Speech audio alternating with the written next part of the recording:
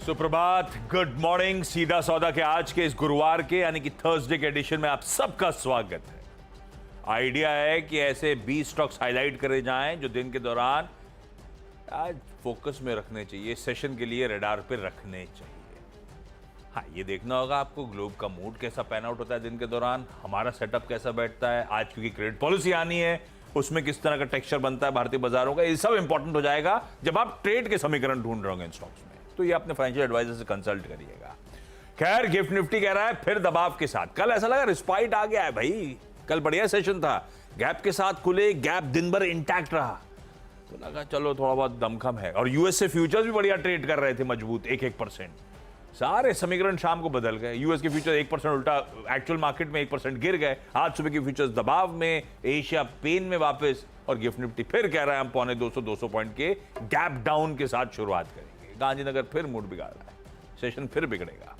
तो एक टेम्पररी सी scale respite थी, जितना चढ़े थे उतना आज लद जाएंगे, इस तरह के इंडिकेशंस आते हुए। ऐसे में हो क्या गया है एक दिन में, यूएस भी थोड़ा सा दिखा रहा था कि बाउंस बैक करेंगे, वो क्यों टिकाऊ नहीं रहा ये पिच दिखाएगी आपको। पिच, स्टेडियम, क्राउड सब है रेडी, और ये बेचारा क्राउड देखिए आप। हमने लाइव स्ट्रीम रखी है आज हॉकी की और जेवलिन थ्रो की। ओके। इन्होंने सबने वो भी टिकट खरीद ली हमसे। तो अभी देख रहे हैं यहाँ पे, उसके बाद रात के बेचारे 11:55 11:55 शुरू होगा, तो पता नहीं कितने थ्रो, 3 बार थ्रो करना पड़ता है, ऐसा होता है ना। 10 मिनट में हो जाएगा। 10 मिनट में पड़ जाता है। अपने तीनों एक बार में फेंक देते हैं क्या? हाँ, बेस्ट ऑफ कंप्यूटर भी फेंकता होगा, फिर ये वो, फिर अपना हो सकता है रिकॉर्ड बना रहे हो, फिर अपना रिकॉर्ड भी बीट करना चाहते हो। नहीं, 3 बार आपको फेंकना है। बेस्ट उसमें से लिया जाएगा। तो 3 बार कितना, 5-10 मिनट फेंक लो, और क्या है। चलिए, क्राउड इधर भी है, हमने मैनेज कर लिया है। शाम को ओलंपिक्स का भी जलवे रहेंगे, लेकिन इस समय पिच जो हरी हरी दिख रही है, मामला है क्या ये समझ लिया जाए। फिर घास उगाई, बरसात में घास तेजी से उगती है, तुमको पता है। मैदान खाली छोड़ दो, बारिश के मौसम में बड़ी बड़ी घास निकल आती है, काट के और फिर निकल आएगी। तो ये मामला ये रहेगा, ऐसे ही रहेगा। आप इस पे ज़्यादा भरोसा नहीं करो, कभी शक दिखता है तो मतलब रातों रात घास उग सकती है। हाँ, जैसे आप 100 मीटर वाला स्प्रिंट जब होता है ना, खूब तेज दौड़े, सांस फूल गई, 10 सेकंड का पॉज लिया, फिर दौड़ लगा दी, तो मार्केट में। और वक्त से पहले सेलिब्रेट ना करें, फिनिश लाइन पे पहुंचने से पहले सेलिब्रेट ना करें। नेवर। ये तो लेसन आपको कई बार मिल चुका है। हाँ, ये कई बार लेसन मिल चुका है। तो अगर जब कल तक सर्टिफिकेट साइन हो गया, और ये मार्केट में कल और एंथुसियास्टिक होकर सेलिब्रेट कर लिया होगा, तो आज नहीं आकर बढ़ाएगा मामला। हाँ, सर्टिफिकेट साइन होके मिल जाए, 2-3 बार देख लो, अपनी चिकोटी काट लो, असली है ये, उसके बाद सेलिब्रेशन करो। मेडल जो मिल रहे हैं पेरिस में दिख बड़े अच्छे रहे, बड़े खाली बड़े बड़े हैं ना। वो पूरा सोना ठोस्ट हो रहा है, इतना सोना नहीं देता हूँ मैं। इतना नहीं होगा, आधा किलो दिख रहा है। प्लेटिंग होगी, प्लेटिंग को ऐसे ही, पर वो दिख बड़ा अच्छा रहा है मेडल। मैं सोचा था इतना सोना है ना, सोना की डेंसिटी बहुत ज्यादा होती है, वो 1 किलो का सोना हो जाएगा पूरा, इतना बड़ा मेडल है। पर सोना तो नहीं देते, प्लेट करते हो, थोड़ा बहुत होगा। इतना नहीं पता लगा, IOC दिवालिया हो जाएगा, इतने सारे मेडल में इतना गोल्ड बांट दिया तो। तो भाई कुल मिला के जो पिच है ना, उसमें कल रिजल्ट बहुत अच्छे नहीं आए, वॉल्ट डिज्नी के, एयरबीएनबी के। मुझे बहुत चिंता थी, एयरबीएनबी का रिजल्ट खराब आ रहा है। एयरबीएनबी के तो लोग घूम फिर नहीं रहे यूएस में, नहीं घूम रहे हैं, इसका मतलब ओयो का रिजल्ट अपना खराब पटेल्स की मोटेल्स में रुक रहे हो ना, तो वो एयरबीएनबी नहीं देते क्या? पता नहीं, वो बांटते नहीं किसी से, वो नहीं बांटते, अकेले खाते। मुझे नहीं पता वहाँ पे क्या होता है, लेकिन अजम्पशन लेके चल रहा हूँ। डॉक्टर साहब कहीं फास्ट। हाँ, बोले ये स्टॉक बताने का शो है और ये लगे अपन दोनों, इसीलिए शायद वो कंसर्न है। बेस बनाना है अभी। हाँ, एग्जैक्टली, इसी के आधार पर तो होगा। चलो बताओ, पिच कैसी है? पिच बहुत अच्छी नहीं है, आप बताओ। पिच अच्छी नहीं, अच्छा वो जो मेडल्स है ना, उसमें आईफिल टावर का मेटल यूज किया गया है। आईफिल टावर का मेटल मतलब वहाँ से काट के लाएं क्या? पता नहीं, हो सकता है एक सरिया तोड़ लिया हो, ऐसा कहा गया मेटल आईफिल टावर का यूज हुआ उसके अंदर। तो पेरिस की फील आएगी आपको, पेरिस ओलंपिक्स की। फिर भटक गए हम लोग, आइए स्टॉक्स पे चला जाए। हाँ। इंटरनल्स, खैर इंटरेस्टिंग इंटरनल्स थे, लेकिन अभी मेल बॉक्स खुल नहीं रहा है मेरा। बीएससी लिमिटेड पहला, कल एनएससी के नंबर्स आए, कल बीएससी के नंबर्स आए, दोनों को पर्सपेक्टिव में रखिएगा, तब समझ में आएगा बीएससी क्या कमाल कर रहा है इस समय। बीएसई का कुल आय साल दर साल 149% का जंप। ये साल दर साल दे रहा हूं, एक्सचेंजेस को अपन को क्यू ऑन क्यू देखना चाहिए, पर इंटरनल्स गजब मजबूत थे। उसमें उन्होंने डेज के साथ ये तक मेंशन कर रखा है कि सेंसेक्स के सौदे जो पड़े थे एक दिन क्या रिकॉर्ड मारा, बैंकेक्स के सौदे जो पड़े थे क्या रिकॉर्ड मारे, वो दिखा रहा है सेंसेक्स बैंकेक्स का ट्रैक्शन भी। और अब तो इन्होंने स्टॉक्स की भी अभी हाल में मंथली कॉन्ट्रैक्ट की एक्सपायरी शुरू करी है वीकडे में किसी, वो सारे अपडेट्स आए थे, बढ़िया अपडेट्स थे। बीएसई में साल दर साल 149% की रेवेन्यू ग्रोथ, ऑपरेटिंग इबिटा 306% का जंप, इबिटा मार्जिन 33% से बढ़ के 47% पे, मुनाफा 264% बढ़ता हुआ, इंटरनल स्ट्रॉन्ग। तो ये बात सही है, अनलिस्टेड मार्केट में एनएससी अट्रैक्टिव है अगर वैल्यूएशन से तो कंपेयर थोड़ा दाम गिरेगा उसका। वो अनलिस्टेड है, you don't know when is going to list, आप इतने समय से फंसे हुए हो उसमें क्योंकि अनलिस्टेड है। लिस्टेड कंपनी में बीएसई ट्रैक्शन ला रहा है, गजब कर रखा है। और अब अगर ये आ रहा है कि एक एक्सचेंज, अपन ने उस दिन मेंशन करा था हरे में बीएसई को, याद होगा आपको, एक एक्सचेंज एक एक्सपायरी एक कॉन्ट्रैक्ट में हफ्ते की है ना, वो कंपटीशन और एनएससी का फिजल आउट होगा और बीएसई और मजबूत होगा। ये सब सिनेरियो पेंट हो रहा है। बीएसई को ग्रीन रखता हूं मैं, बढ़िया नंबर, बहुत बढ़िया नंबर्स हैं इसके, पर स्टॉक चला हुआ है, कल भी 3.5-4% ऊपर उठ रहा हुआ था, तो अपन वॉच आउट करेंगे भाई बिहेवियर स्टॉक का, बिहेवियर नहीं, रिजल्ट्स के लिए थम्स अप है। बीएसई को सेलिब्रेट करना चाहिए भाई। रेडिको खैतान के नंबर अच्छे लग रहे हैं, 953 करोड़ रुपीस की आय बढ़ के 1136 करोड़ रुपए होती है, इबीटा बढ़िया बढ़ता है, 12.5% के मार्जिन 13.1% पे आते हैं, 60 बेसिस पॉइंट्स का इंप्रूवमेंट है, ऊपर से नीचे तक नंबर्स अच्छे हैं, ऑपरेशनली परफॉर्मेंस अच्छा है। रेडिको खैतान ग्रीन है।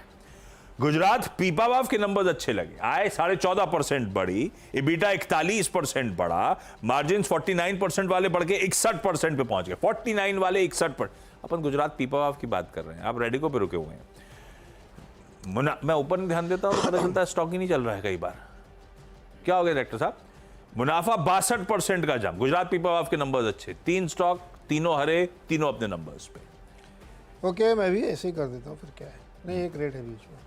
गोदरेज कंज्यूमर को मैंने ग्रीन में रखा है। अभी हर्षिता जी बता के गई हैं कि ओके टाइप के नंबर है, लेकिन मुझे लगता है कि वॉल्यूम ग्रोथ अच्छी है, 10% की। हाँ, मार्जिन प्रोटेक्ट किए इन्होंने, और अब तो सारी कंपनियां इस बात पे भरोसा कर रही हैं कि यहाँ से आगे बहुत अच्छी रिकवरी आ रही है, रूरल में, अर्बन में, तो इसलिए मैंने इसको ग्रीन में रखा है। प्रोटीन में कह रहे हैं कि एक बड़ा लार्ज ट्रेड हो सकता है। स्टैंड चार्ट बैंक 3.09% स्टेक बेच सकता है 1750 के प्राइस पर। देखते हैं इसको, मैंने इसको इसलिए रेड में रखा है क्योंकि आजकल जो है ना, bad news is bad news, तो इसके लिए रेड में रखा है इसको। तीसरा है हिंडाल्को, इसमें नोवेलिस के नंबर आए हैं और इसमें बहुत सारी ब्रोकरेज रिपोर्ट्स आ गई हैं। जेफरीज ने तो 850 तक के टारगेट दे दिए हैं क्योंकि 19% इन्होंने एबिटा बीट किया है, बहुत अच्छे नंबर दिए इन्होंने, जबकि उम्मीद नहीं थी कितने अच्छे देंगे। तो ये एक इंटरेस्टिंग चीज़ है। वॉल्यूम 8% का ग्रो हुआ है यहाँ पे। दरअसल इसकी लिस्टिंग की भी एक बात चल रही थी, लेकिन वो टल गई थी, तो मुझे लगता है कि इसको रडार पर रखना चाहिए। और अभी हाल फिलहाल में 1-2 दिन में बहुत तगड़ी गिरावट भी हुई है इसमें, ये देखिए 624 रुपये पे चल रहा है इस समय। तो हिंडाल्को में रख रहा हूँ ग्रीन पे। हो गए या 3 मेरी बारी। अब आइए एक और हरा, कैम्प्लास्ट सनमार के नंबर्स अच्छे लग रहे हैं। 996 करोड़ की आय बढ़ के 1145 करोड़ रुपए हो गई है। इबीटा घाटे के मुकाबले 34.5 करोड़ रुपए, इबीटा घाटे के मुकाबले 124 करोड़ का मुनाफा हो गया। लाएंगे कैम्प्लास्ट सनमार, देखा डायरेक्टर साहब। इबीटा मार्जिन 10.8% की आए और घाटा 64 करोड़ था, मुनाफा 24 करोड़ रुपए का हो गया। नंबर्स तो बढ़िया है, ग्रीन रख देते हैं भाई स्टॉक को। कल लेकिन 5% नंबर से पहले चढ़ा हुआ है, ध्यान रखिएगा।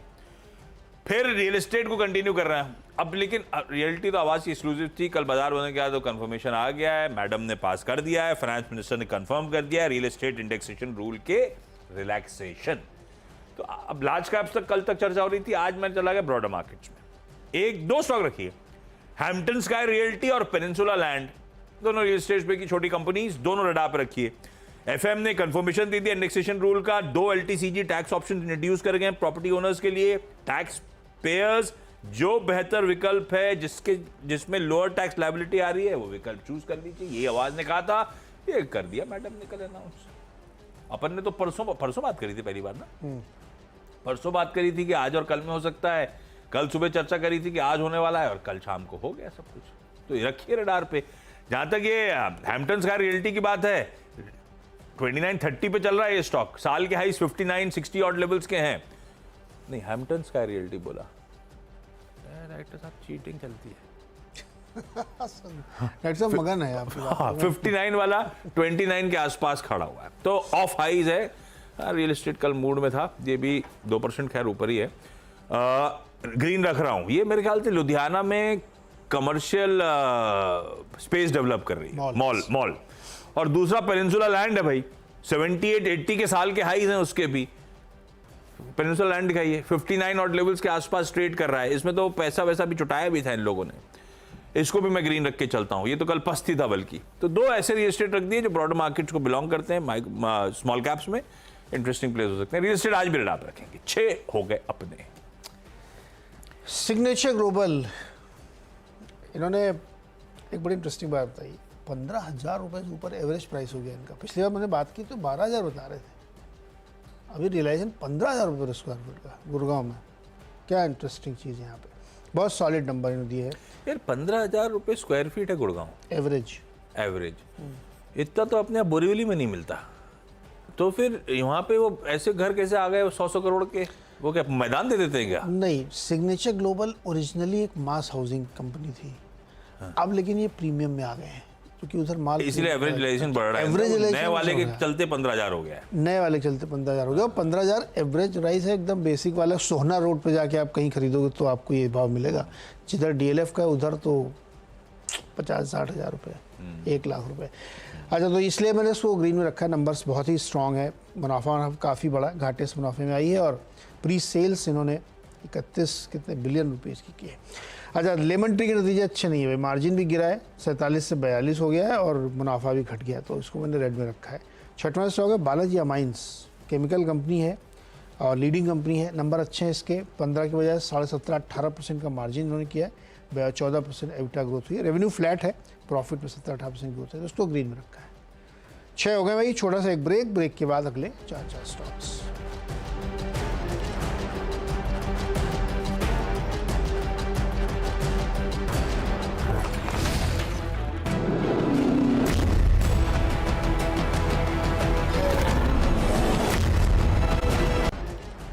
स्वागत है एक बार फिर से आपका। और 7वां स्टॉक है फिनिक्स मिल्स। और फिनिक्स मिल्स ने जानकारी दी है कि तमिलनाडु के दूसरे सबसे बड़े शहर कोयम्बटूर में उन्होंने एक ज़मीन खरीदी है, वहाँ पे मॉल बनाएंगे। तो ये कंपनी मॉल्स में बहुत ही सक्सेसफुल कंपनी है। नहीं, गजब है। और इसके मॉल्स हर शहर के बहुत अच्छे। फिनिक्स मॉल सबसे क्लासी मॉल्स है। मैं 20 साल से उस मॉल में जा रहा हूँ। बिग बाजार से सामान लेता था, अब वहाँ H&M खुल गया। मैं उस मॉल के बगल में रह चुका हूँ। उस मॉल के बगल में रह चुका।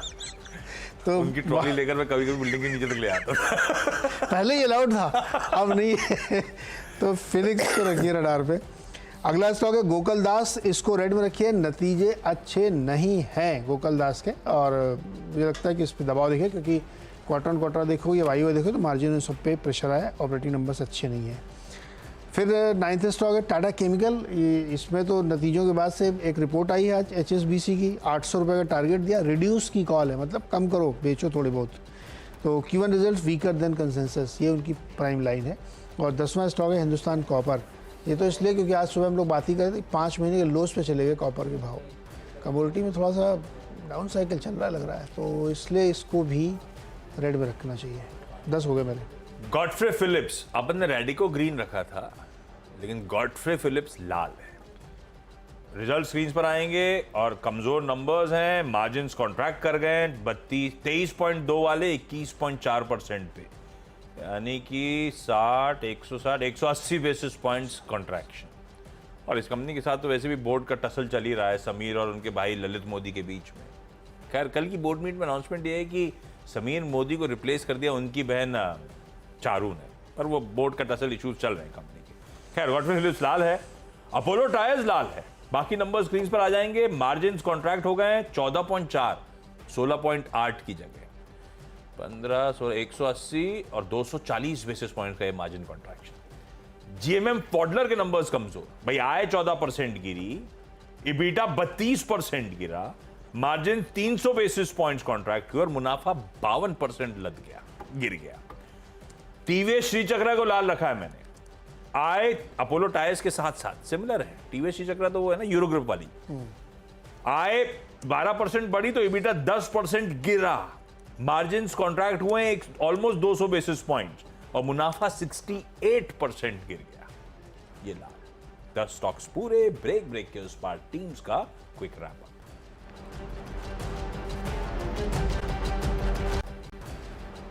चलिए ब्रेक के बाद आप सबका स्वागत है। 10 की सीधा सौदा की टीम आपकी स्क्रीन पर आएगी। बाजार का मूड बिगड़ा हुआ है, हरे लाल पे मत जाइएगा, स्टॉक का बिहेवियर देखिएगा, उसके बाद डिसाइड करिएगा अपने फाइनेंशियल एडवाइजर के साथ। बीएसई के नंबर्स सॉलिड है, ग्रीन रखा है मैंने। Radico Khaitan margin expansion, Gujarat Pipavav margin expansion, केम्पला सनवा नंबर्स अच्छे, हैम्पटन स्काई, पेनिनसुला लैंड वो रियल्टी आवाज एक्सक्लूसिव कंफर्मेशन। कल तक लार्ज कैप से, आज मैंने सोचा ब्रॉडर मार्केट से रियल एस्टेट स्टॉक्स रडार पर रखे जाए। खराब numbers, Godfrey Phillips margin contraction, Apollo Tyres पी के numbers margin contraction, GMM Pfaudler के मार्जिन में तगड़ा काट, इवन टीवीएस श्रीचक्र के परफॉर्मेंस ऑपरेशनली चैलेंजिंग, इसीलिए स्टॉक्स लाल में रखे। 10 हो गए। ओके, फोकस नतीजों और तमाम खबरों पे ही रखा गया है यहाँ पे कि किस तरह के स्टॉक्स रडार पे रहने चाहिए। तो प्रोटीन ई गाँव में एक 5% का 3% का स्टेक सेल होने वाला है स्टैंड चार्ट के उससे। गोदरेज कंज्यूमर के नंबर ओके टाइप के हैं, हिंडाल्को के नोवेलिस के नंबर ठीक ठाक, सिग्नेचर ग्लोबल के नंबर बहुत बढ़िया है, लेमन टी के कमज़ोर, बालाजी के ओके, और फिनिक्स मिल्स ने कोयम्बटूर में एक लैंड पार्सल खरीदा जहाँ पे मॉल बनाई है। गोकुल दास के नंबर बहुत ही कमज़ोर हैं। और टाटा केमिकल्स पे एक रिपोर्ट आई है रिड्यूस्ड कॉल के साथ 800 का टारगेट। हिंदुस्तान कॉपर इसलिए क्योंकि कॉपर के प्राइसेस 5 मंथ्स के लो पे चले गए, कमोडिटी में आज प्रेशर रह सकता है।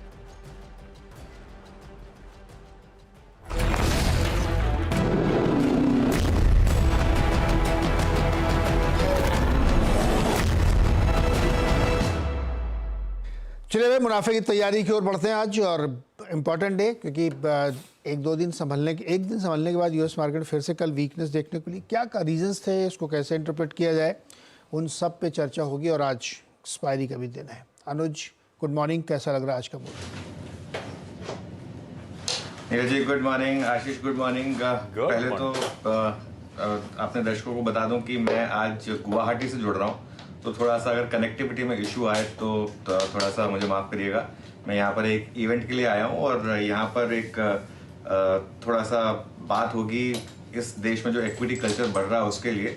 तो मेरी कोशिश है कि अगले कुछ महीनों तक कुछ देश के अलग अलग कोने में जाकर थोड़ा लोगों से बात करने की। तो इस पहल में आज मैं गुवाहाटी आया हुआ हूँ और यहाँ पर मैं थोड़ी लोगों से बात करूँगा। देखिए नीरज जी, इशू क्या है, इस मार्केट में थोड़ी सी पेशेंस रखनी होगी। ये मार्केट वो वाली मार्केट नहीं है जिसमें आप चाहें कि बस मैं पैसा आज की आज ही बना लूं।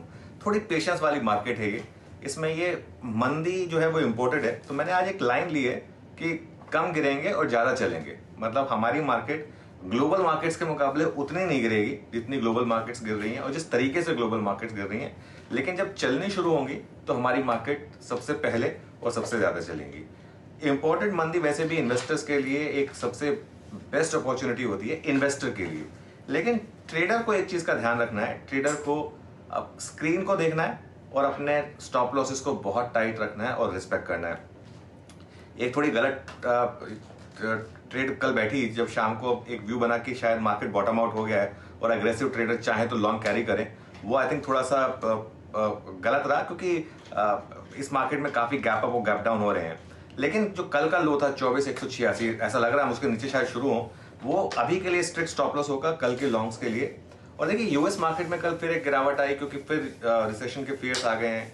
और जो जेमी डायमंड ने कहा है कल कि अभी भी उनको लगता है कि रिसेशन आ सकता है, मैं उसको थोड़ा पिंच ऑफ सॉल्ट के साथ लूंगा क्योंकि ये स्टोरी हमने पहले भी प्ले आउट होते हुए देखी है। जेमी डायमंड अमेरिका के सबसे बड़े बैंकर हैं, दुनिया के सबसे बड़े बैंकर हैं, और मेरे ख्याल से थोड़ा सा प्रेशर बिल्ड हो रहा है वहां पर यूएस मार्केट के ऊपर, फेड के ऊपर थोड़ा प्रेशर बिल्ड हो रहा है कि आप एक इमरजेंसी रेट कट दीजिए वरना मार्केट में बहुत दिक्कत आ जाएगी। ये